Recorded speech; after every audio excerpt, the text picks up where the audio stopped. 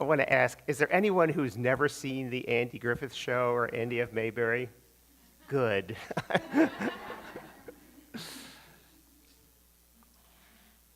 I'm very, very attached to this program, as many other people are. I saw the first episode in 1960, and pretty much every episode since. And as you know, the Andy Griffith Show, and later was called Andy of Mayberry in reruns, was a situation comedy in this fictitious town of Mayberry, which was based on where Andy grew up. He was the only Southerner in the whole show, but it was based on where he grew up. It was Mount Airy, North Carolina. And it won 10 Emmys. It was in the top 10 every year, and when it went off the air, it went from 60 to 68. When it went off the air in 68, it was the #1 program in the United States. Don Knotts himself won 5 Emmys. It was a very, very popular show from the very beginning. It started, I don't know if you remember this other show by Danny Thomas called Make Room for Daddy. Anyway, Danny Thomas was this loud, boisterous New Yorker kind of guy, and he came blowing through the small town of Mayberry in one of the episodes. And Andy caught him speeding and pulled him over. And he tries to bribe Andy and thinks he's a big shot. Anyway, that was the first episode. It was the original spin-off. And they realized, oh, they had something here. Ronnie Howard, Opie was there, and Aunt Bee was there, Frances Bavier. And they said, hey, we got something here. So they made a show out of that after that one episode. Well, in that original episode,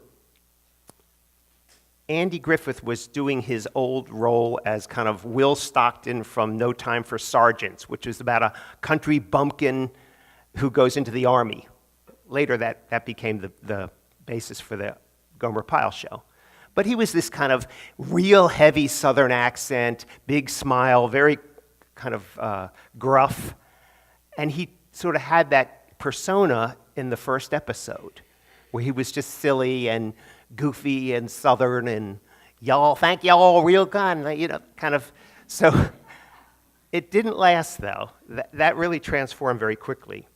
While the show was funny, there was also a lot of, as you know, homespun wisdom that was shared in Mayberry. A lot of lessons about friendship and conflict resolution and forgiveness, simplicity.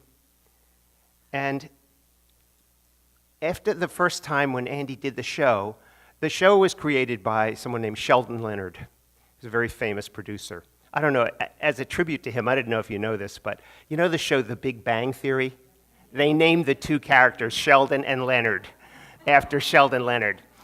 Anyway, Sheldon Leonard was on the set, and Andy said to him, I can't do this after the first show. He says, everybody's yelling and screaming, there's a lot of yelling back and forth. And Sheldon said to him, well, you don't have to have it like that. He says, that's how Danny Thomas did it. Danny liked yelling. Everybody was yelling at everybody. That was Danny Thomas's personality. He said, you can do it the way you want to do it. If you want to set the tone of the show, you set how you want to be. And it was a great relief to him that he could make the set so friendly, and it was just a happy place to work. So what I noticed was that after the first episode, when he played No Time for Sergeants on Broadway, one of the people in the show was Don Knotts, and they became friends. So Don Knotts calls him after watching the first episode and just said to him, I think you could use a deputy. And Andy said, you might be right. Call Sheldon Leonard and see if you can get on the show. And that was it. The second episode, they sort of brought him in as Cousin Barney, but they dropped that very quickly. But anyway, the second episode, he comes in, and that was it. And Andy's whole character changed. He dropped the whole country bumpkin thing and acting silly and getting the jokes himself. And he said it was an amazing transformation. He became the straight man. Andy was the straight man all the way through. When he had been this whole life of comedy, he was the straight man to all these comedic characters. And there were some kooky characters in that show, but he would always set them up, and he was very generous. He gave them all the jokes. And so he was the sheriff, And he was also the editor of the paper, and he was also the justice of the peace. He was kind of everything in the town. But over time, he became the grounding force of Mayberry, kind of holding it all together. And I just learned a lot from this. I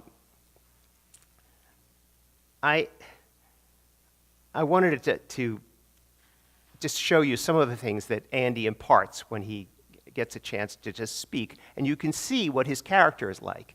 It was something that many guys that I've met wished Andy Taylor was their father, just to have a father. His relationship with Opie was so amazing. So here's a little clip on someone interviewing him, because Andy never carried a gun. Barney carried a gun, and it was very important to Barney to carry a gun. He wasn't allowed to carry a bullet. He couldn't put the bullet in the gun because he kept shooting it off in the holster. So he had to keep the bullet in his pocket. But it was very important that he carried a gun, but it wasn't important to Andy. And here, let me show you why. Go ahead. Yes. Tell me, Sheriff Taylor, why don't you carry a gun? Bring these lights down. Oh, I don't know. When a man carries a gun all the time, the respect he thinks he's getting might really be fear. So I don't carry a gun because I don't want the people of Mayberry to fear a gun. I'd rather they would respect me. Isn't that amazing?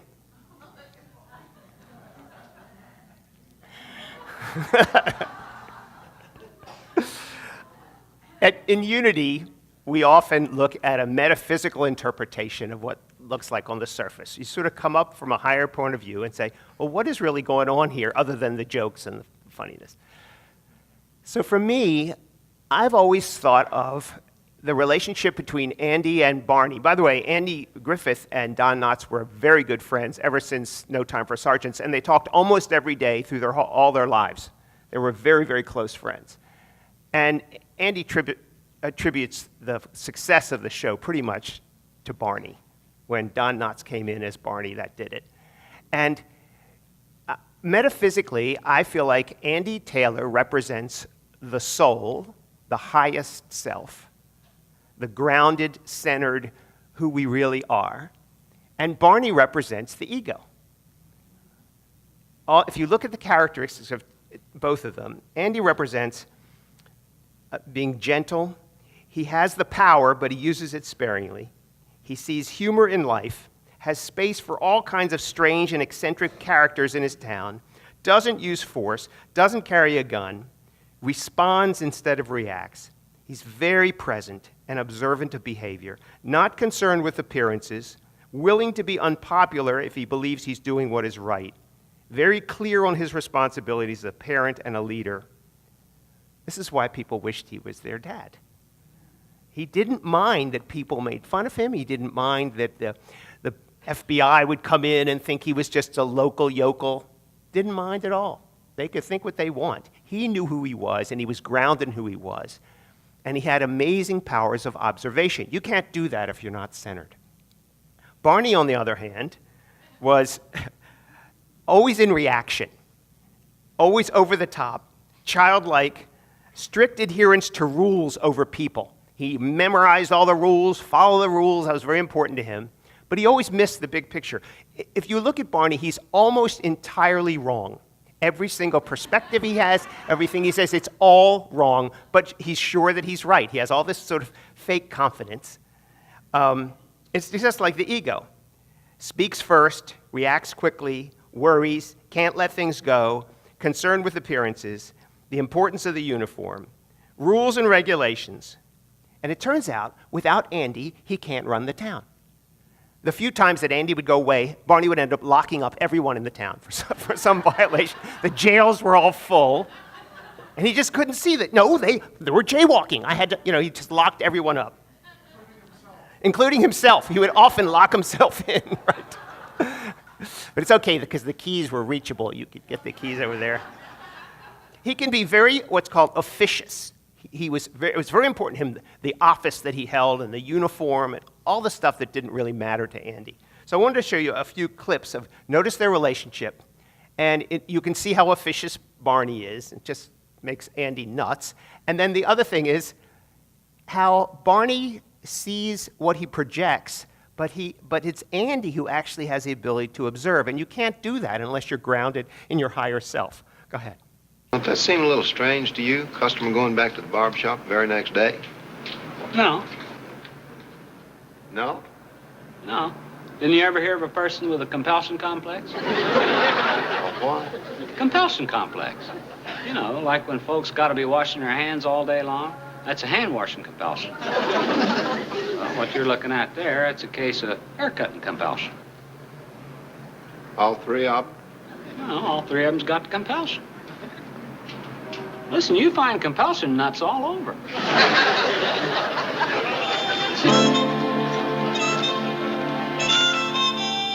Always wrong. In this next clip, you get a chance to see Barney being unnecessarily officious.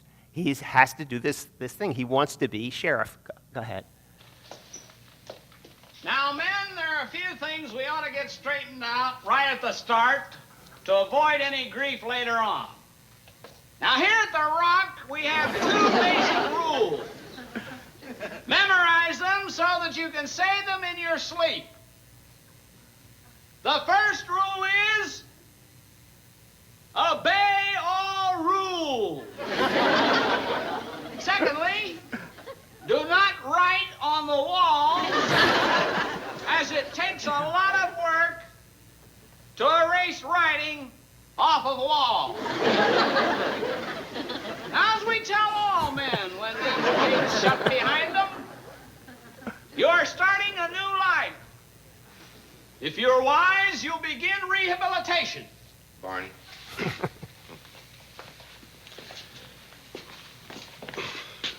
Now, Barney, I got to go out and look for the two that's still loose.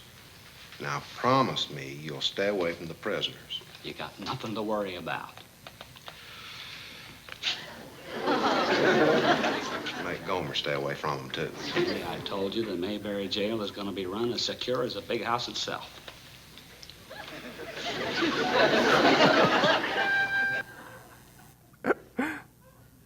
I have to tell you, one of the high points of my life was that I got to actually talk to Don Knotts one time. He was on some radio show, and I can't believe I got through, but I talked to him, and I asked him this question I always wanted to ask him, which was, are you like Barney? Are you really just acting, or is that kind of like your personality anyway? And he was very sweet. He said, no, I'm nothing like Barney. He said, Barney wears his nerves on the outside of his skin.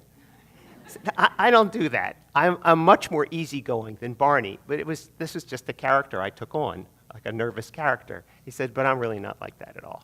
I was stunned. You know how that is? You think the person is the way they are. That made my day. I heard this funny thing on YouTube. I was looking for all these clips and stuff, and someone said, why is everyone so happy in Mayberry? And the answer is, this will surprise you, it's because they're all single. Everyone in the town is single. Andy, Barney, Aunt Bee, Miss Ellie, Floyd the Barber, Helen, Thelma Lou, Gomer, Goober, Ernest T. Bass, Mr. Darling, his entire clan, and Howard Sprague. They're all single. Doesn't mean anything.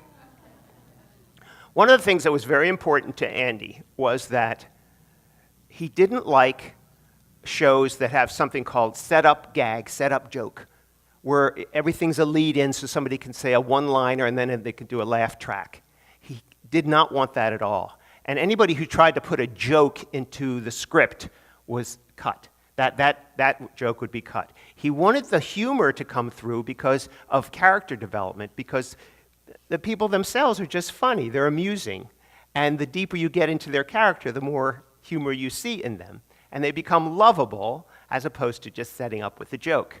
It lost it a little bit because, of course, everything's copied. So right after this was Beverly Hillbillies and then Petticoat Junction. But you could see in those shows was a lot more set-up joke.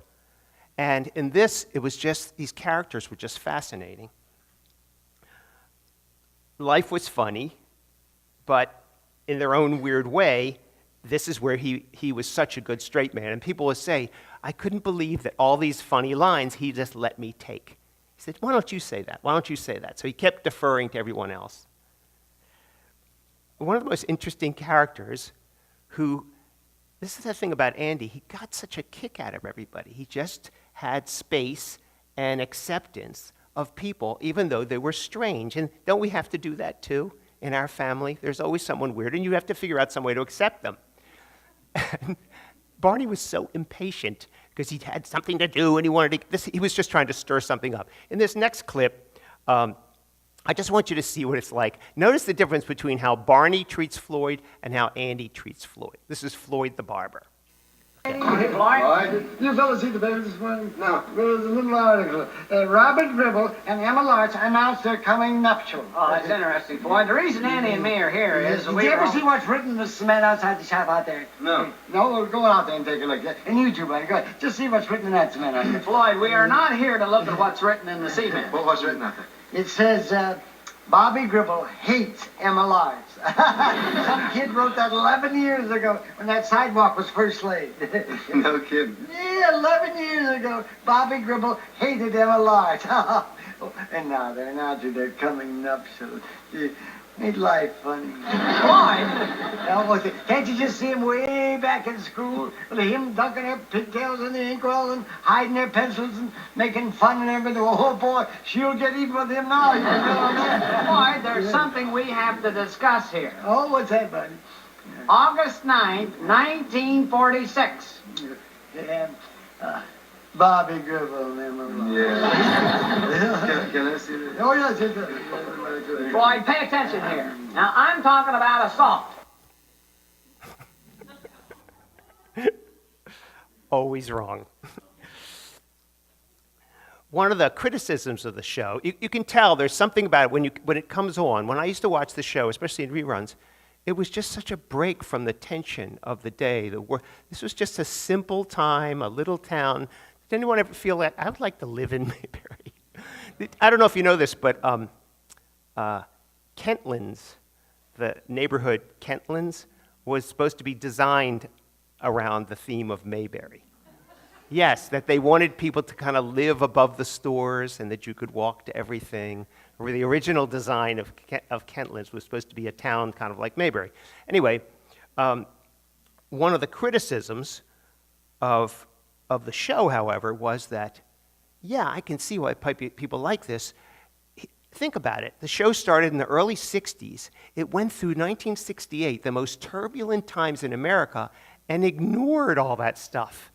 You probably noticed this, but unlike our church, this whole thing was mighty white. Everybody was white. Everybody was the same in a sense. And so, sure, it's easy to get along when there's no controversy and there's no people who are different from you. Actually, I thought about that, and I think, well, that might be an apt criticism, except that the way Andy was, there were very, very different people and almost different tribes within this community, and his job was to mediate and keep everyone connected. He had respect for everyone. And I wanted to show you this clip. There were very, very strange characters who would kind of come to town, but they weren't like the people in the town. They were very, very different. And you could easily have judgments against them and write them off, and Andy never did that. One of the things he did that joined everyone together, Andy went to the University of North Carolina, and he was he got a degree in music. He was a gospel singer. He had a few albums. He always played guitar, and every chance he got, when he could bring music into the show, that's kind of what brought people together. Even if somebody was in jail, if they played guitar, you know what I mean, he would play with them in jail. And there was this very interesting family from the Hill people. They were called the Darlings. I don't know if you remember this. And it was all these they were all single. It was all these sons and a daughter, and there was this strange character who also lived out there. This poor character Howard Morris played called Ernest T. Bass. Remember this? You ain't heard the last, Ernest T. Bass. And he was he would get your attention by throwing rocks through your window. That's how he would, if he loved you, he would throw a rock. Everything was a rock through your window.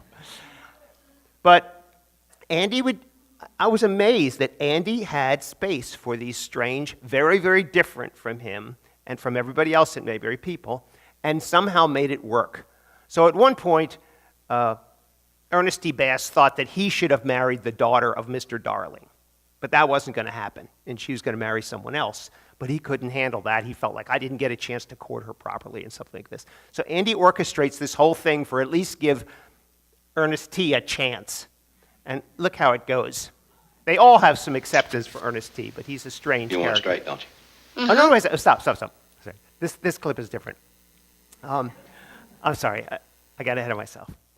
This is an interesting thing. Children nowadays have often been accused of being entitled, that they think they deserve something just for showing up. And Mayberry, even though it was in the 60s, was sort of like the 30s. It was like going back to the 30s. And one of the things about Andy as a father, which was so remarkable, was he did not, like, my father was very intense and very sort of harsh, and it was hard for me to be close to him. He was judgmental and distant, and I was kind of afraid of him. And I think as a result, when I grew up, I wanted my kids to like me. And it wasn't a good thing to be your kid's pal.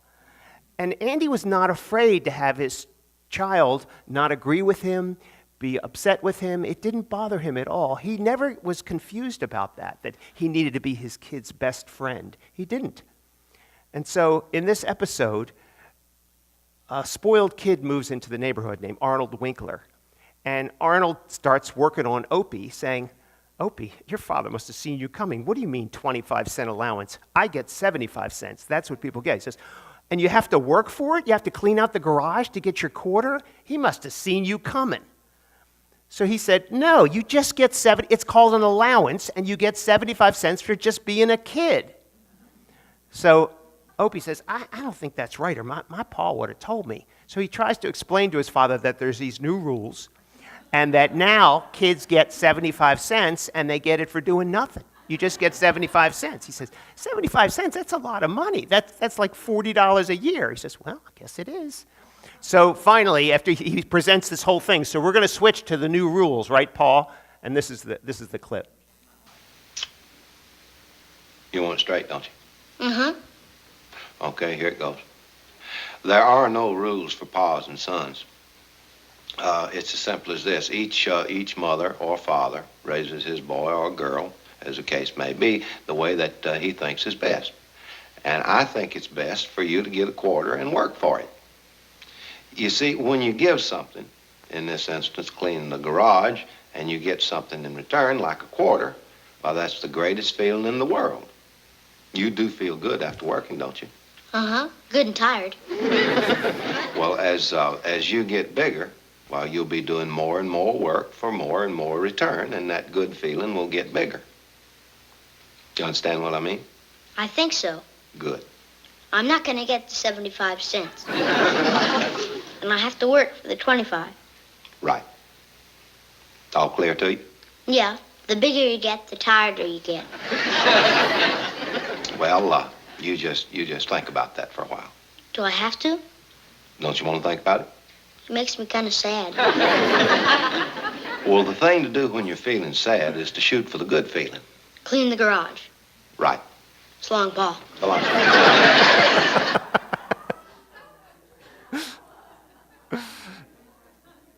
So Opie didn't always agree with his father. He didn't like it. But the division of their relationship, I just thought was very, very healthy. And by the way, Ronnie Howard, then became Ron Howard, a very famous director, but he's an amazingly normal person. He kind of attributes that to growing up on this set, that he was not a screwed up kid. He was very, very normal because everything on this set was normal, and people loved working there. Anyway, let's get back to this thing about accepting people who are quite different from you and including them in your community. This clip is this one where Ernest T. Bass is going to make trouble for them forever, and Andy figures out a way to give him his sort of chance to court the daughter of the Darlings. Go ahead. Charlene, look out here. Can you see me? I see ya. Good. Charlene, you ain't never given me a chance to court you proper, to prove to you that I'm the man for you. First off, I wants to serenade you. Okay, Ernest T. Serenade away. All right? Listen.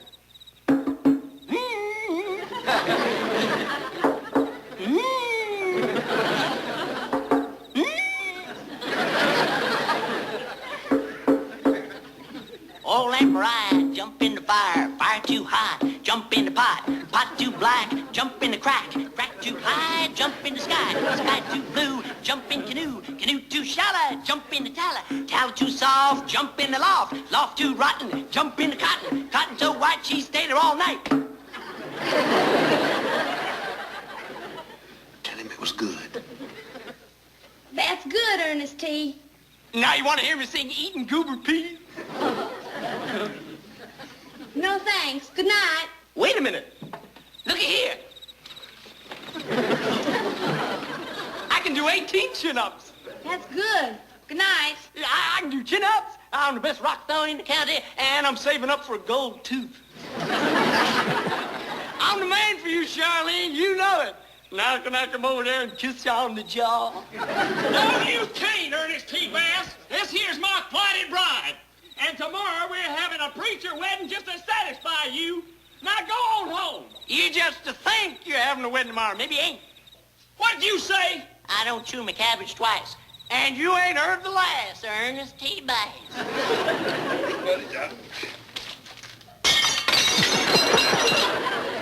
Well, I guess we can all get some sleep now.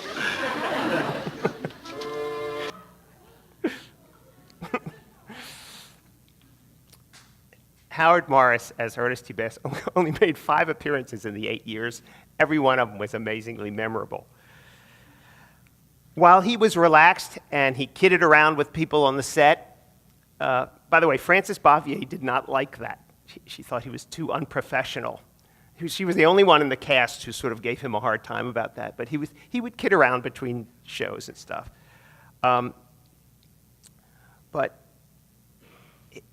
the atmosphere that was created there, people describe working in this set as the happiest time in their lives. They could not wait to come to work in the morning. And I don't know if you know this, but nothing, you know how Seinfeld is almost totally ad-libbed? None of this was ad-libbed. They worked really, really hard on the script and then memorized their lines, and then it was just, they did a rehearsal. So the tone that Andy set in Mayberry, that was his gift to everyone. This is what Ronnie Howard said after he died. Ron Howard said, "The spirit he created on the set of Andy Griffith's show was joyful and professional all at once. It was an amazing environment, and I think it was a reflection of the way he felt about having the opportunity to create something that people could enjoy. It was always with respect and passion for the opportunity and really what it could offer people in a very unpretentious and earthy way. He felt he was always working in service of an audience he really respected and cared about. He was a great influence on me. His passing is sad, but he lived a great, rich life." This last clip is one that Ronnie Howard's father, Rance Howard, took while they were filming. It's kind of an unusual behind-the-scenes Super 8 movie of just them making the show. And you get to see sort of behind the scenes what it's like. It's very, very sweet. Take a look at this.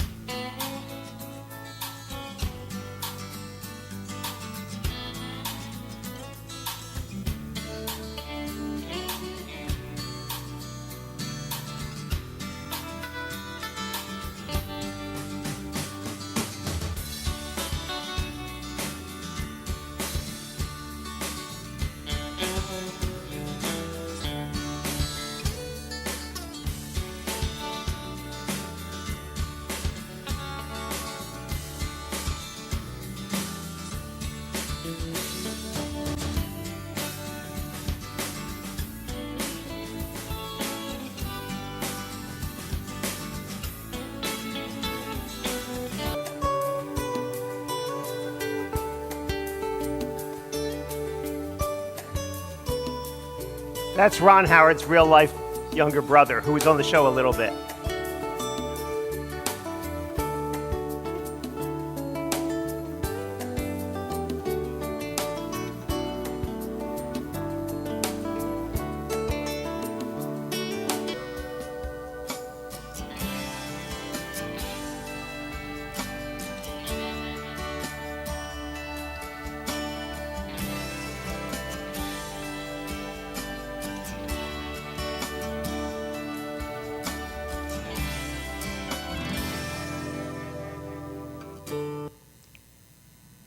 Isn't that sweet? I want to finish with an affirmation. And the affirmation is, I remember my connectedness with others and see beauty in all the people I meet. Can you say that with me? I remember my connectedness with others and see beauty in all the people I meet. Thank you.